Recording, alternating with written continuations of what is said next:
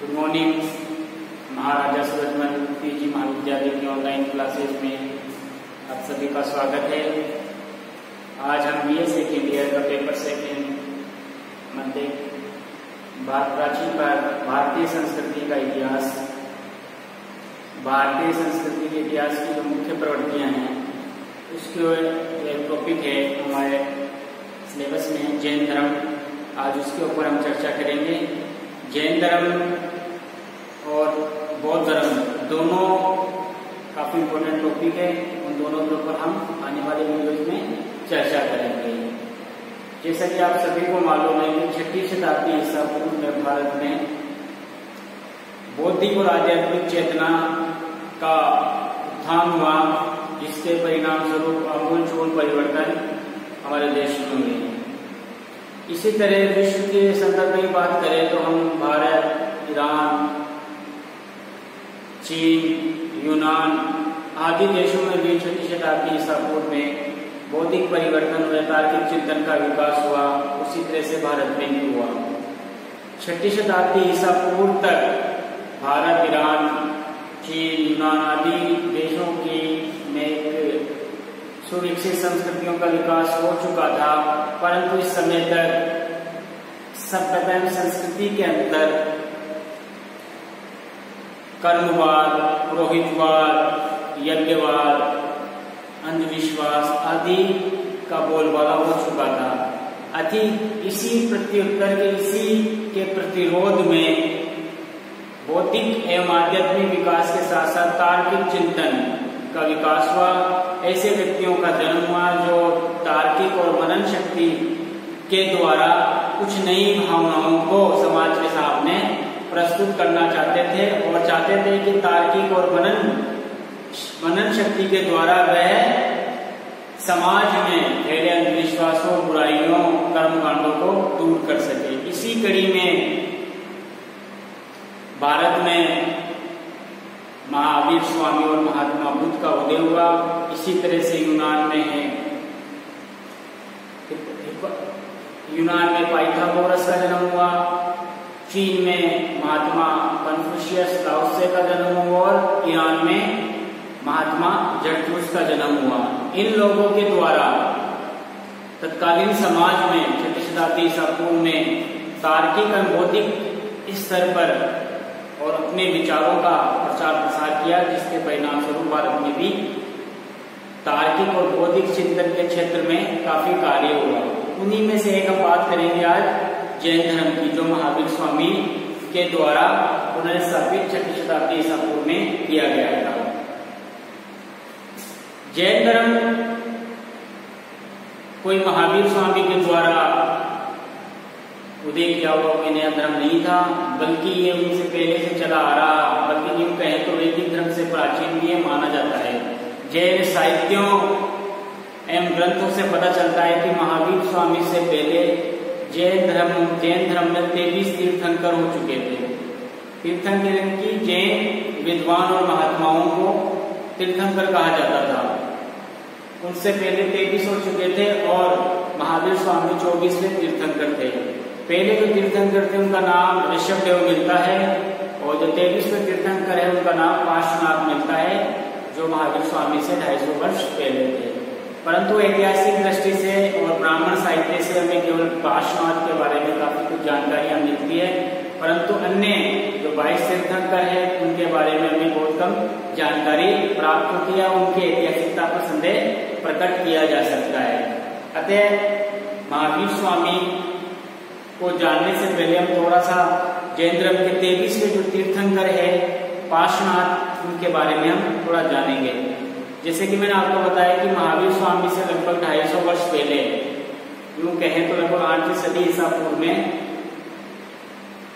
250 वर्ष पहले, लगभग 4वीं सदी ईसा पूर्व में, 4वीं या 3वीं सदी ईसा पूर्व में महावीर स्वामी का पार्श्वनाथ का जन्म हुआ। 30 वर्ष की आयु में, 30 वर्ष की आयु में उनके अंदर एक वैराग्य जीवन उत्पन्न हुआ। पार्श्वनाथ भी राज परिवार संबंधित थे। वे काशी के जो राजा थे आशुसेन जिसको कहते हैं, वे उनके पुत्र थे और इस तरह से उनका राज परिवार का संबंध था। परंतु 30 वर्ष की अवस्था में उनके मन में वैराग्य का जीवन उत्पन्न हुआ और लगभग 83 दिनों की घोर तपस्या की। इससे पहले वो घर से जा चुके थे।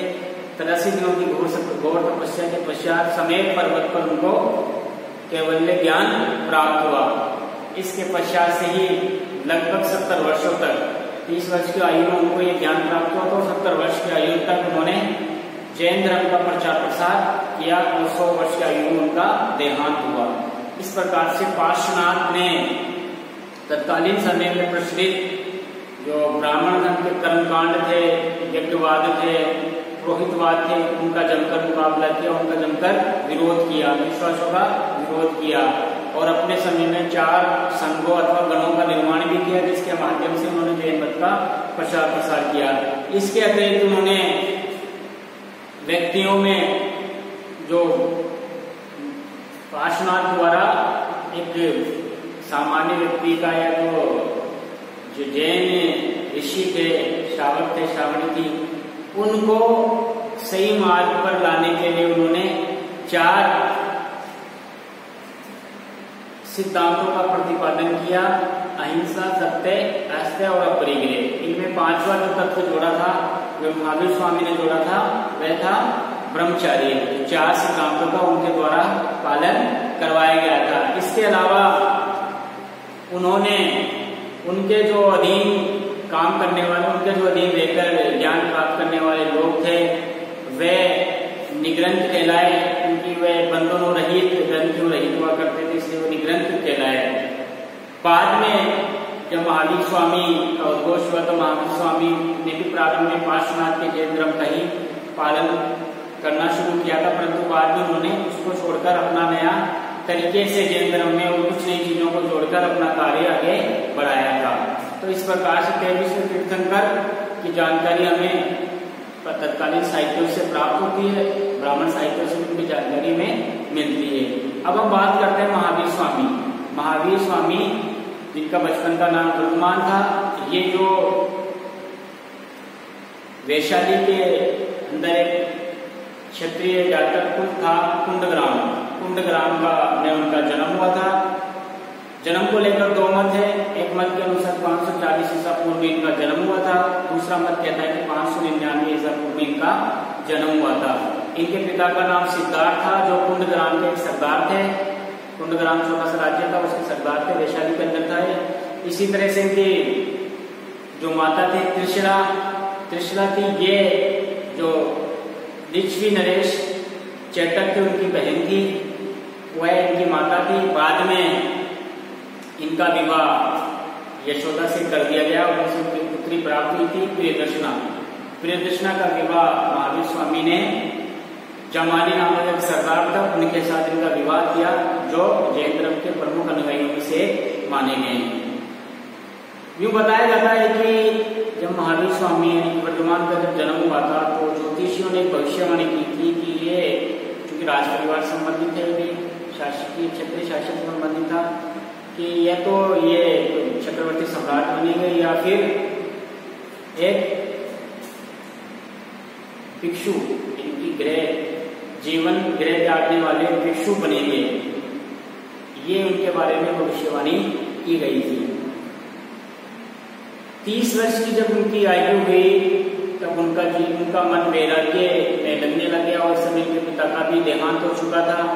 अतः इन्होंने अपने जो बड़े भाई थे नंदीवर्धन, उनसे आज्ञा प्राप्त करके अपना घर बार छोड़ दिया और जंगलों में निकल गए।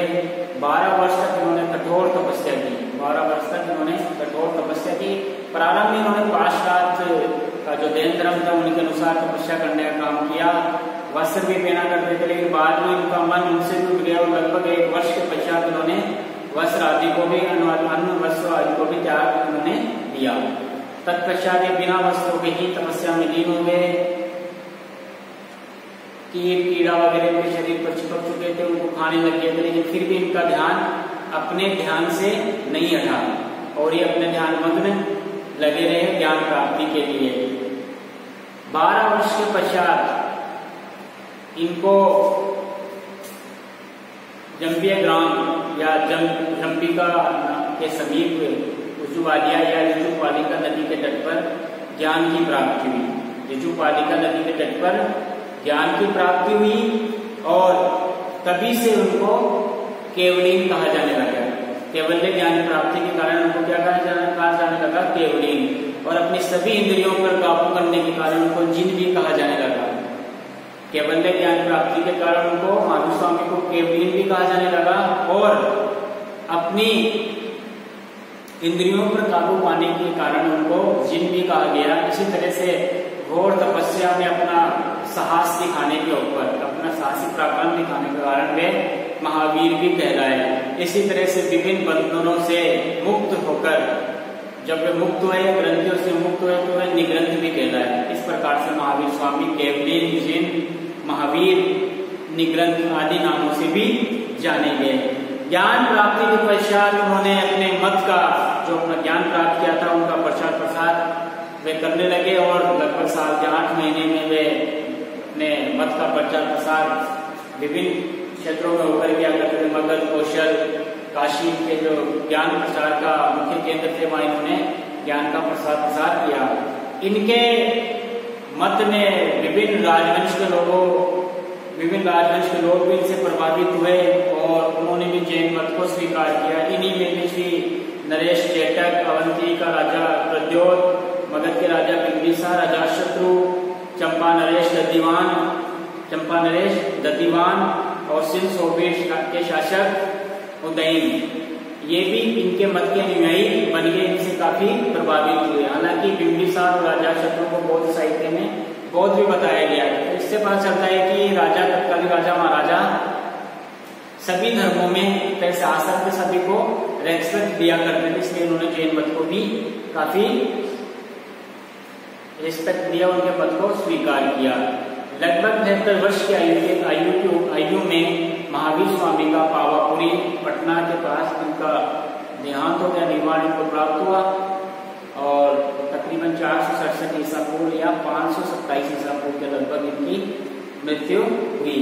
इस प्रकार से महावीर स्वामी ने ज्ञान प्राप्त करने के बाद जैन मत का एक तरह से नए रूप में कुछ परिवर्तन के साथ अपना काम शुरू किया। इसलिए बहुत सारे विद्वानों का मानना है कि जैन धर्म के सुधारक के रूप में भी इनको जानते हैं। महावीर स्वामी को जैन धर्म के सुधारक के रूप में भी जानते हैं। इससे पहले जो 23वें तीर्थंकर थे, उनसे 2 बातों को लेकर इनका मतभेद था। 2 बातों से वो अलग थे। एक तो ये कि उन्होंने जो 4 सिद्धांत बनाए थे, 4 व्रत जो बनाए थे, उनमें उन्होंने अहिंसा, सत्य, अस्त्य और परिग्रह के साथ ब्रह्मचार्य को भी जोड़ा। महावीर स्वामी ने पार्श्वनाथ के 4 व्रतों में 5वां व्रत क्या जोड़ दिया? ब्रह्मचार्य। इसी तरह से वस्त्रों के पहनने के ऊपर भी दोनों में मतभेद रहा। पार्श्वनाथ वस्त्र पहनना, भिक्षुओं को, जैन भिक्षुओं को वस्त्र पहनने की इजाजत दिया करते थे, जबकि महावीर स्वामी ने बिना कपड़े के रहने का स्वीकार किया। बिना वस्त्रों के ही उनको रहना, जैन भिक्षुओं को कपड़े पहनने की इजाजत उन्होंने दी। 2 बातों को लेकर इनका क्या था? मतभेद रहा। मतभेद बोल सकते हैं, 2 बातें इन्होंने अपनी तरफ से जैन धर्म में अपनाई। आइए हम जैन धर्म के जो 24वें तीर्थंकर थे महावीर स्वामी, उनके समय में जो जैन धर्म के सिद्धांत थे, वह उन सिद्धांतों के बारे में हमें क्या जानकारी मिलती है, उनका उल्लेख करेंगे। जैन धर्म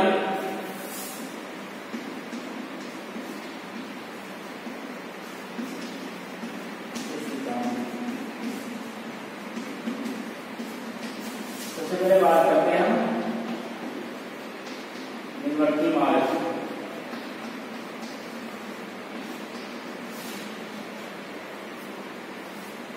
जैन धर्म के जो सिद्धांत थे, जैन धर्म और बौद्ध धर्म दोनों ही निवर्ती मार्गी धर्म थे। जबकि उस समय जो वैदिक धर्म था वो प्रवृत्ति मार्ग था, यानी कि वैदिक धर्म के अनुसार इस संसार में जो भी वस्तुएं हम उससे सुख शांति प्राप्त कर सकते हैं, परंतु उनसे लुत्फ उठा सकते हैं, उनसे हम सुखों की कामना कर सकते हैं, इसलिए प्रवृत्ति मार्गी थे। लेकिन जैन धर्म और बौद्ध धर्म, विशेषकर जैन धर्म का मानना था कि इस संसार की हर वस्तुओं पर एक तरह से संसार में दुख है और सुख में भी दुख है। इस तरह से वे निवृत्ति मार्गी धर्म का अनुसरण करते थे। महावीर स्वामी का मानना था कि इस संसार को में व्यक्ति की जो आसक्ति है, राग द्वेष जो आसक्ति है, उस आसक्ति का जो मूल कारण है, जो आसक्ति को उत्पन्न करता है, वह उसकी तृष्णाएं, इच्छाएं, कामनाएं। इस इच्छा और कामना से छुटकारा पाने के लिए ही हमें निवृत्ति मार्ग की ओर निवृत्ति मार्ग की ओर जाना पड़ेगा, यानी कि दुखों से भी दूर रहना पड़ेगा और सुखों से भी धीरे धीरे दूर हटना पड़ेगा, तभी व्यक्ति को मोक्ष की, निर्वाण की प्राप्ति हो सकती है। इस प्रकार से जैन धर्म एक निर्वाणी मार्गी धर्म था अपने समय का, और आज भी इसके अनुयायी है, वह निर्वृत्ति मार्ग का पालन करने वाले लोग हैं। इसी तरह से दूसरा जो सिद्धांत है जैन धर्म में, वह है जीव व अजीव। महावीर स्वामी के अनुसार ये संसार दो तत्वों से, जीव और अजीव से मिलकर बना हुआ है। जीव और अजीव से मिलकर बना हुआ है। ये जो दो तत्व है ये अनंत है, अनादि है, शाश्वत है। यानी कि ये जो दोनों तत्व है इनका कोई अंत नहीं है, ये शाश्वत है, हमेशा से रहे और हमेशा रहेंगे। इसी आधार पर हम कह सकते हैं कि इनको किसी ने नहीं बनाया, और इसी वजह से जैन धर्म ईश्वर को नहीं मानता है, ईश्वर को नहीं मानता है, जबकि वह जीव को ही आत्मा बताता है, जीव को ही आत्मा बताता है। अतः जैन धर्म आत्मा के अस्तित्व में विश्वास करता है।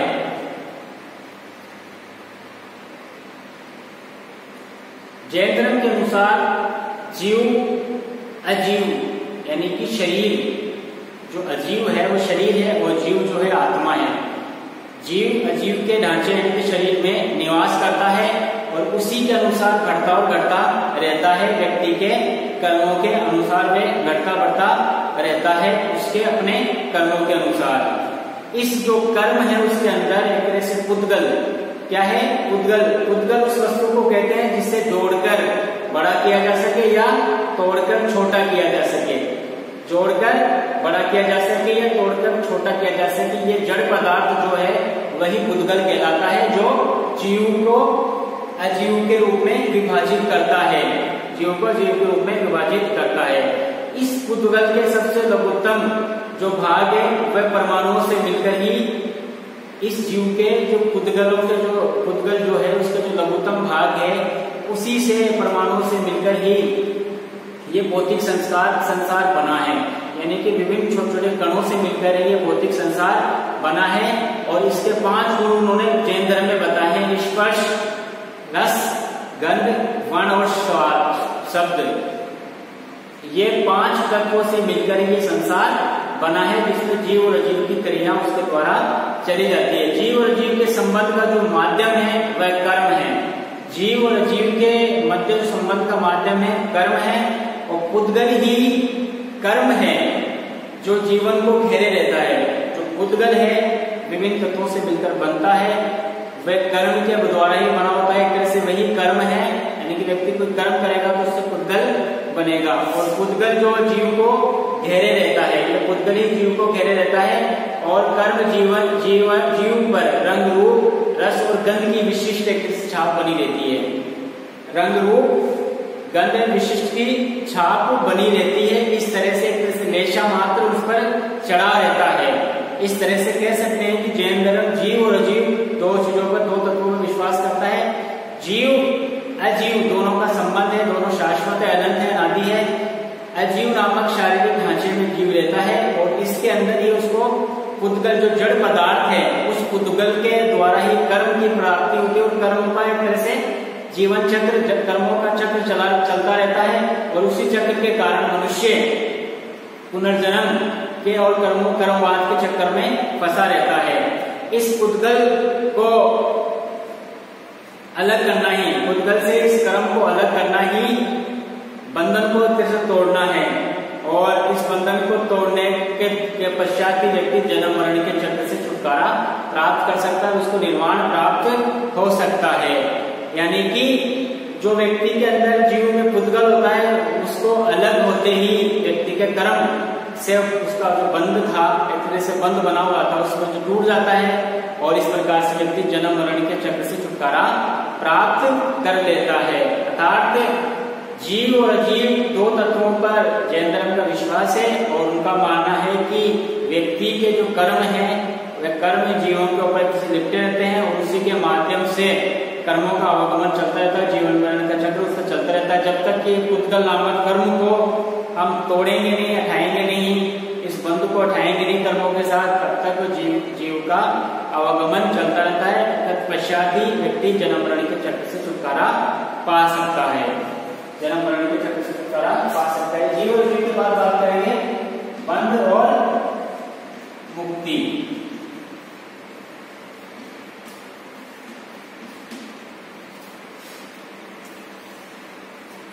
बंध का व्यक्ति जब जन्म मरण आवागमन के चक्र में फंस जाता है, एक तरह से बंध बन जाता है, एक तरह से बंध बन जाता है। और इस बंध का मुख्य कारण है राग और द्वेष। बंध का मुख्य कारण क्या है? राग और द्वेष। राग और द्वेष के वजह से मनुष्य में चार कषाएं, जैन धर्म में चार कषायों का उल्लेख है, क्रोध, मान, माया, लोभ। क्रोध, मान, माया, लोभ के कारण मनुष्य में राग और द्वेष उत्पन्न हो जाता है और ये राग और द्वेष के कारण ये चार कषायों के चक्र में वे फंस जाता है, क्रोध, लोभ, माया और लोभ। क्रोध, मान, माया और लोभ, इसके कारण व्यक्ति का उदय विकास होता रहता है। जैनागमन में कर्म क्रिया को नहीं कहते बल्कि पुद्गल परमाणुओं को कहते हैं। यानी कि जो जैनागमन में जो चक्र बना रहता है जीवन मरण का, एक तरह से आसक्ति उसके अंदर होती है, वह उसके वजह से पुद्गल जो परमाणु होते हैं उनको उनके अंदर वह सिमट जाता है, उनके अंदर वह फंस जाता है एक तरह से। और पुद्गल परमाणुओं का जो बहना होता है उसी को जैन धर्म में आश्रव कहते हैं। यानी कि जो कर्म पुद्गल के माध्यम से बहते रहते हैं आवागमन के चक्र में, एक तरह से वे आश्रव कहलाते हैं। और आश्रव के अनुसार आचरण करना कर्म के बंधनों में बन जाना होता है। आश्रव के अनुसार आचरण करना ही कर्म के बंधन में बन जाना ही होता है। इसी को बंध कहते हैं। इसी को क्या कहते हैं? बंध कहते हैं। यानी कि बंध का जो मुख्य कारण है राग द्वेष, और व्यक्ति में चार कषाएं, जैन धर्म में चार कषाएं, क्रोध, मान, माया, लोभ का उदय होता है और विकास होता है। इसकी वजह से व्यक्ति एक तरह से राग द्वेष में फंस जाता है और राग द्वेष जीव में आसक्ति या कामना का दुर्भाव पैदा करता है। आसक्ति या कामना का दुर्भाव पैदा कर सकता है और वह पाप पुण्य के चक्र में भी फंस जाता है। यानी कि पाप को तो के इन चारों को शांति कारण पाप करके भी बैठ जाता है और पुण्य एक तरह से उसमें जिज्ञासा होती है कि इन चीजों से बचना है, तो एक तरह से पुण्य का, जिसकी वजह से उसको सोचने समझने पर मजबूर हो जाता है कि हमें क्या करना है और क्या नहीं करना है, हमें सही कार्य करना है। धीरे धीरे मनुष्य इस बंध का जो चक्र है उससे छुटकारा पाने लग जाता है। एक तरह से उसमें जो कर्म का आवागमन है वह रुक जाता है और इस आवागमन का जो चक्र है जो रुकता है उसी को हम समर कहते हैं, उसी को हम सबर कहते हैं। और धीरे धीरे मनुष्य अपने अच्छाई विचारों के माध्यम से इन कर्मों को पूरी तरह से नष्ट कर लेता है। इसी को निर्जरा कहते हैं। इसी को जैन धर्म में क्या कहते हैं? निर्जरा कहते हैं। और निर्जरा के पूर्ण निर्जरा जब वह प्राप्त कर लेता है उसी के अनुसार जैन धर्म में उसको मुक्ति मिल जाती है। इस प्रकार से मनुष्य जन्म मरण के चक्र में फंसा हुआ रहता है, एक तरह से बंध बन जाता है और बंध बनने के परिणाम स्वरूप जो पुद्गल जो कर्म का भाव शुरू हो जाता है उसी को जैन धर्म में आश्रव कहते हैं। और जब ये आश्रव मनुष्य अपने सोचने संबंधित जिज्ञासा के कारण जो गलत काम है उसको करना छोड़ देता है, केवल अच्छाई पर चलता रहता है, पुण्य वाला कार्य करता है, धीरे धीरे उसमें जिज्ञासा उत्पन्न होती है और वह क्या करने लग जाता है? कर्मों का जो बुरे कर्म उसका आने उसका बंद हो जाता है, फिर कर्मों का आवागमन बंद हो जाता है। इस बंद होने को ही हम क्या कहते हैं? समर कहते हैं। कर्मों का बहना रुकना या आश्रव रुकना ही सबर कहलाता है। और बाद में जो बचा हुआ कर्म है वह भी नष्ट हो जाते हैं शरीर आवागमन में। इसी को हम निर्जरा कहते हैं। और पूर्ण निर्जरा की प्राप्ति ही क्या कहलाता है? जीवन मरण के चक्र से छुटकारा पाना। इस प्रकार से जैन धर्म में जीव अजीव और बंध और मुक्ति का सिद्धांत, मुख्य सिद्धांत बताया गया है। अगला बात करते हैं निर्वाण।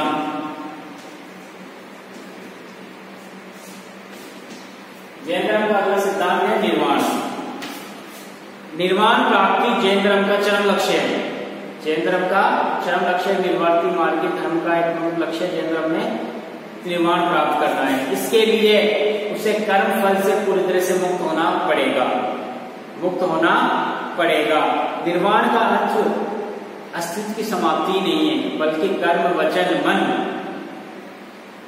से व्यक्ति कर्म वचन मन से व्यक्ति अपने आप को संयमित रखे और अपना जो आचरण है उसमें सुधार करे, उसी के माध्यम से व्यक्ति निर्वाण प्राप्त कर सकता है।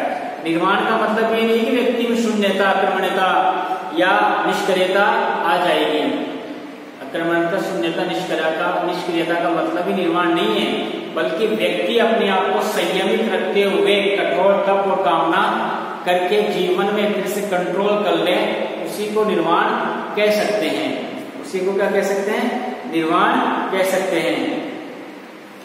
इस निर्वाण प्राप्ति के लिए जैन धर्म में एक आचार संहिता बनाई गई है ताकि व्यक्ति निर्वाण प्राप्त कर सके, अपना संयमी जीवन व्यतीत करते हुए निर्वाण प्राप्त कर सके।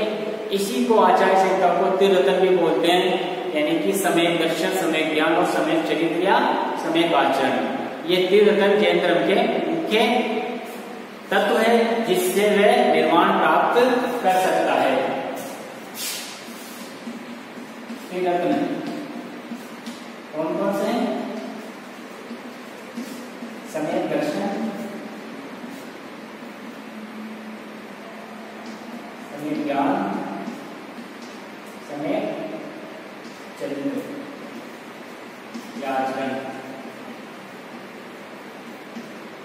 जैन धर्म में निर्वाण प्राप्ति का जो मुख्य आचार संहिता बनाई गई है त्रिरत्न के अंदर। त्रिरत्न के द्वारा व्यक्ति क्या कर सकता है? निर्वाण प्राप्त कर सकता है। क्या कर सकता है? निर्वाण प्राप्त कर सकता है। इन त्रिरत्नों में हम सबसे पहले बात करेंगे सम्यक दर्शन की। सम्यक दर्शन का मतलब है सही विश्वास या श्रद्धा।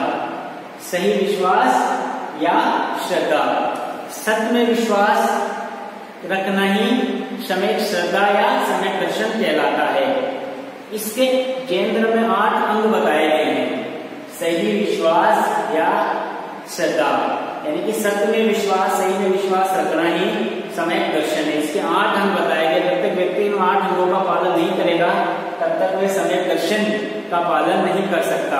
जैसे संदेह को दूर करना, पहला संदेह को दूर करना, सांसारिक सुखों की इच्छा का मिटाना, सांसारिक सुखों की जो इच्छाएं होती है उनको मिटाना, आसक्ति विरक्ति से बचना, आसक्ति और विरक्ति से बचना। चौथा, गलत रास्ते की तरफ न जाना।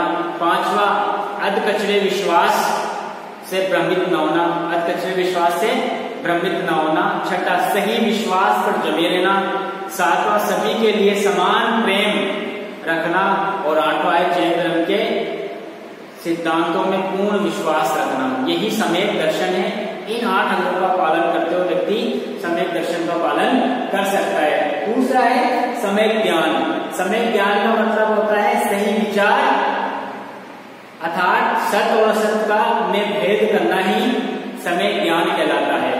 सही विचार का, सत्य और असत्य का भेद समझ लेना ही क्या कहलाता है? सम्यक ज्ञान कहलाता है। यानी कि सही विचार, सत्य और असत्य का सही भेद समझ लेना ही सम्यक ज्ञान कहलाता है। ज्ञान प्राप्ति के 5 अंग बताए गए हैं जैन धर्म में कि व्यक्ति ज्ञान 5 तरीके से कैसे प्राप्त कर सकता है। जैसे मति ज्ञान, श्रुति ज्ञान, अवधि ज्ञान, मन प्राय ज्ञान और केवल्य ज्ञान। ये 5 ज्ञान। कौन से ज्ञान? 5 ज्ञान। मति, श्रुति,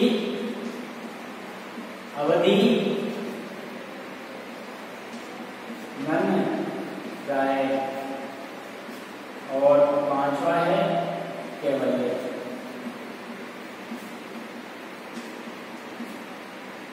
सम्यक ज्ञान, इन 5 प्रकार के ज्ञान का नाम है। से व्यक्ति इन 5 प्रकार के ज्ञान को प्राप्त करने के बाद सम्यक ज्ञान को पूरा अंगीकार कर सकता है। मति ज्ञान यानी कि जो इंद्रियों द्वारा प्राप्त होता है ज्ञान, जैसे कि नाक से सूंघना, गंध स्मेल पानी को सूंघना, ये मति ज्ञान हो गया। इसी तरह से श्रुति ज्ञान, सुनकर प्राप्त किया है वर्णन के आधार पर जो ज्ञान प्राप्त होता है श्रुति ज्ञान होता है। इसी तरह से अवधि ज्ञान यानी कि दूर देश और काल का ज्ञान। इसी तरह मन प्राय यानी कि अन्य व्यक्तियों के भावों और विचारों को जानना ही मन प्राय वाला ज्ञान है। और अंत में कैवल्य ज्ञान यानी कि देश काल की सीमाओं से परे ज्ञान, जो निर्ग्रंथों एक तरह से तीर्थंकरों को प्राप्त होता है, वह क्या होता है? कैवल्य ज्ञान। इस प्रकार से समय ज्ञान के 5 हिस्से हैं। अगला है सम्यक चरित्र या आचरण। सम्यक चरित्र या आचरण यानी कि सही काम अथवा आचरण करना, सही काम अथवा आचरण ही सम्यक चरित्र कहलाता है। जो जीव सुंदर और असुंदर के भेद के प्रति उदासीन होकर अनासक्त हो जाए, उसके लिए सभी दृश्य एक समान हो जाते हैं और यही उसके सम्यक आचरण कहलाता है। यानी कि व्यक्ति का मन होता है कि सुंदर चीजों को देखना और असुंदर चीजों को दूर होना, लेकिन इससे व्यक्ति में आसक्ति बढ़ती सुंदरता के प्रति। ये सम्यक चरित्र या सम्यक आचरण जैन धर्म के अनुसार नहीं है। जैन धर्म का मानना है कि सुंदर और असुंदर दोनों ही आसक्ति और व्यक्ति से दूर होना और सही आचरण को पहचानना ही सम्यक चरित्र कहलाता है। इस प्रकार से ये त्रिरत्न के पालन करते हुए जैन धर्म क्या करता है? व्यक्ति को निर्वाण प्राप्ति का रास्ता बताता है। इसके बाद हम बात करेंगे 5 अणुव्रत या महाव्रत। कौन कौन से हैं? अहिंसा, सत्य, अस्तेय, अपरिग्रह और ब्रह्मचर्य। ये 5 अणुव्रत या महाव्रत है। अणुव्रत उसको बोलते हैं जो जैन गृहस्थी लोग जिसका पालन करते हैं वो कठोर पालन नहीं कर सकते, इसलिए उनको 5 अणुव्रत का पालन करना पड़ता है। और इसको कठोरता से ही पालन करने वाला जैन साधु सन्यासी क्या कहलाते हैं?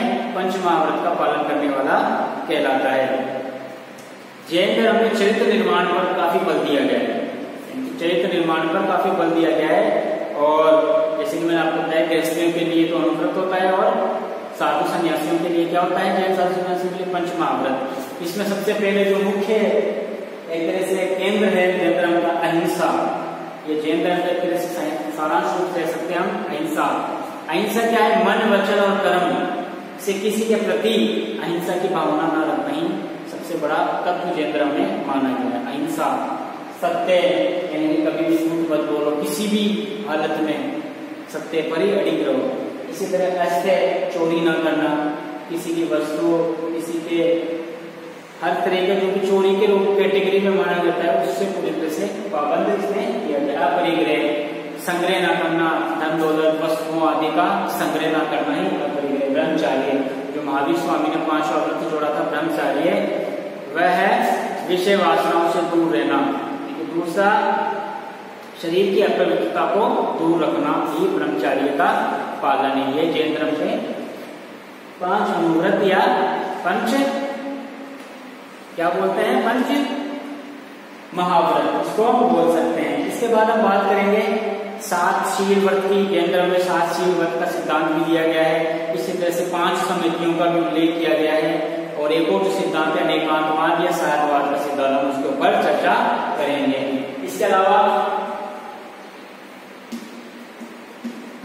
7 शील व्रत जैन धर्म में 7 शील व्रत का पालन करना भी बताया गया है इस जैन अनुयायियों के द्वारा। इसी के माध्यम से व्यक्ति निर्वाण की ओर पूरी तरह से उन्मुख हो सकता है। ये पंच अणुव्रत के ही कुछ इससे कुछ भाग है, उसी में से हम इसका सारांश ले सकते हैं। ये शास्त्रीय दिग्व्रत, शास्त्रीय दिग्व्रत यानी कि अपनी क्रियाओं को कुछ सीमाओं तक सीमित करना, कुछ दिशाओं तक सीमित करना, अपनी क्रियाओं को कुछ विशिष्ट दिशाओं तक सीमित करना। दिग्व्रत, देशव्रत, अपनी क्रियाओं को, अपने कर्म को कुछ देशों तक ही सीमित करना, विशिष्ट देशों तक ही सीमित करना। इसी तरह से अनर्थ दंडव्रत, बिना कारण अपराध का भागीदारी ना बनना। चौथा, सामयिक, अपने ऊपर विचार करने के लिए थोड़ा समय निकालना। सामयिक कौन कौन से? दिग्व्रत, देशव्रत, अनर्थ, दंडव्रत और सामयिक, यानी कि अपने ऊपर विचार के लिए समय का कुछ निश्चित भाग निकालना, तय करना। प्रोष्ठोपवास, प्रोष्ठोपवास यानी कि महीने के 2 पक्षों के अष्टमी और चतुर्दशमी को उपवास का पालन करना। इसी तरह उपभोग प्रतिभोग परिणाम, यानी कि दैनिक उपभोग की वस्तुओं और पदार्थों को नियमित करना।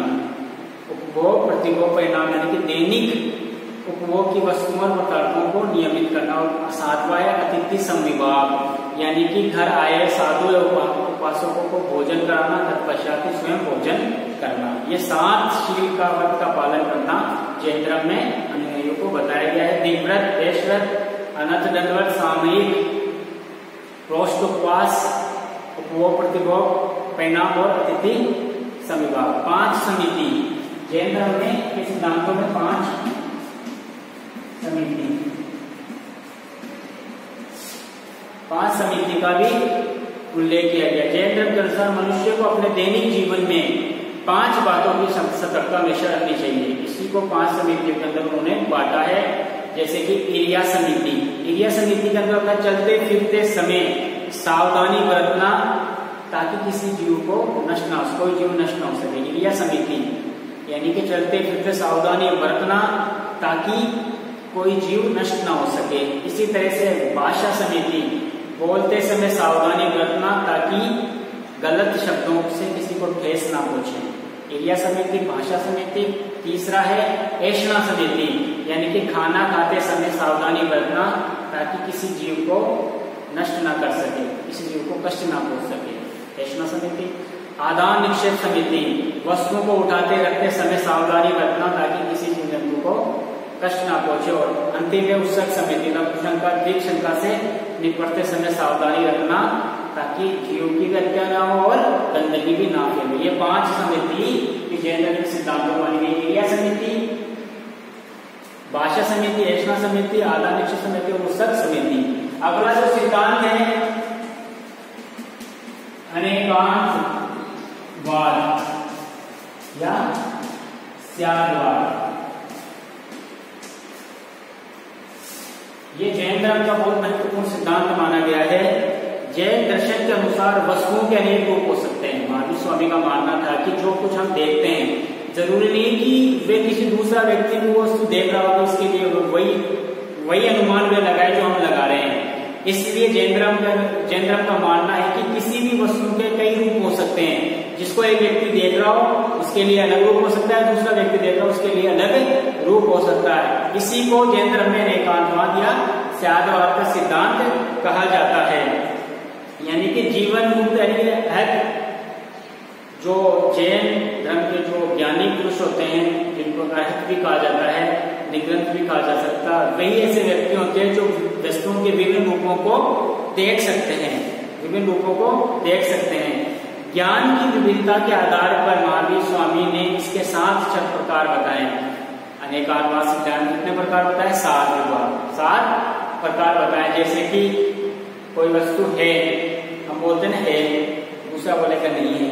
2, तीसरा है और नहीं है, हम बोल देते हैं कई बार है भी या नहीं। चौथा है कहा नहीं जा सकता, चौथा कहा नहीं जा सकता। 5वां है किंतु कहा नहीं जा सकता। 6ठा बोलेंगे नहीं है और कहा भी नहीं जा सकता।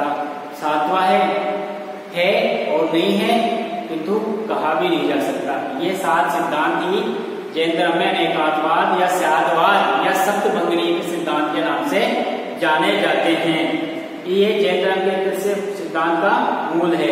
इसी तरह से जैन धर्म में तपस्या और उपवास को महत्व दिया गया है और व्यक्ति को तपस्या और उपवास के माध्यम से ही निर्वाण प्राप्त हो सकता है। जैन धर्म के प्रमुख सिद्धांतों में से एक है। तपस्या के उन्होंने 2 तरह के रूप बताए हैं, बाह्य तपस्या और आंतरिक तपस्या।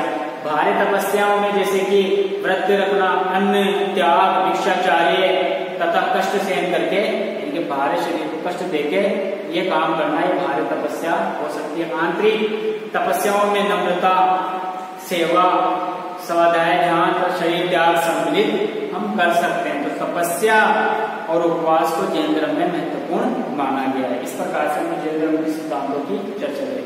अगले वीडियो में बाकी का जो सेकंड पार्ट है इसका अन्य जो सामाजिक राजनीतिक कार्य महावीर स्वामी जैन धर्म के द्वारा किए गए, जैन धर्म का जो विभाजन हुआ है, जैन धर्म ग्रंथ जो लिखे थे और भारतीय संस्कृति, भारतीय क्षेत्र में जैन धर्म की क्या भूमिका रही है, क्या योगदान रहा है भारतीय संदर्भ में, उसके ऊपर हम चर्चा करेंगे।